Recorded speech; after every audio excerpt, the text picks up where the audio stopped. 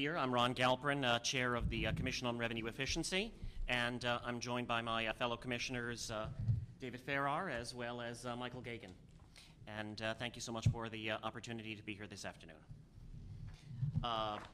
What I thought I would do, if that works for the committee, is to just provide a brief overview for about 3 minutes of the blueprint, sort of the bullet points, and then go to some questions and some dialogue about all this. Just as a summary of what got us here, as I think everybody knows, this commission was created about 6 months ago, 7 members, and during that 6-month period, we've had actually about 25 meetings in which we've sought to, as thoroughly as we could, look at various opportunities to improve collections, and I'll also talk in a moment about what our next phases of work may be. The numbers are familiar to just about everybody, certainly to the council members, in terms of $541 million or so in non-tax receivables, of which about 77% are 120 days past due or beyond, and about 43% roughly, which is 2 years past due or more, mostly uncollectible, as Councilmember Parks so correctly said. Only about less than half of those accounts which are eligible for referral to a collection agency are being referred. And less than half of the city departments are applying interest or penalties to past due accounts. And we've been talking about this for years and years and years. As a matter of fact, this was one of the 7 items that was laid out in Executive Directive Number 5 from 2005, and here we are approaching the end of 2010, and it still has not happened. We've been talking a lot about centralized billing. As a matter of fact, I saw a report dating 20 years ago from Ernst & Young on the subject, and they made the suggestion centralized, and here we are talking about it again. But what we've sought to do in our report is really go in depth in terms of talking about what is the meaning of centralization, because there's centralization of billing, there's centralization of the data, there is centralization of authority. There are many aspects to all this, and also how do you balance that centralization with giving departments skin in the game.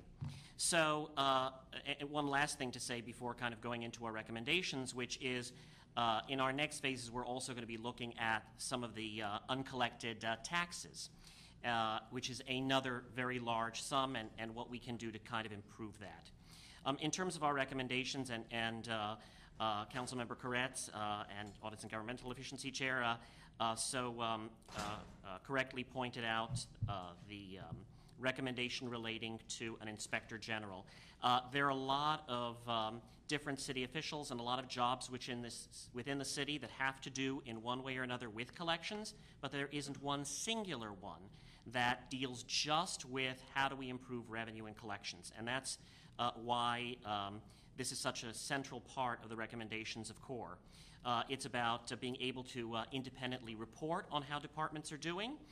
It's about also trying to bring together various parties that, quite frankly, don't always cooperate so well for the best interest of collections in the city, and serving really as a conduit to improve oversight and to improve the collaborations that are absolutely necessary. I mentioned centralization and really creating clearer authority. Some of that centralization is going to happen through the FMS system, which is supposed to come online next year. Having said that, however, it's my understanding that that comes online sometime in June, but the reporting of numbers doesn't happen perhaps until later in the year, and then it's only summary reporting, and it does not include a lot of different departments. So it's going to be a long process, but we have to do everything we can, I believe, to make that happen more quickly. It's about holding department managers accountable.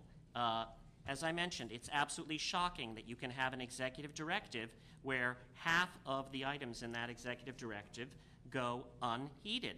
But again, it's not just about, I think, holding the department managers' feet to the fire, but creating a system of incentives as well. We want to see enhancement of the quality and availability of information that is out there.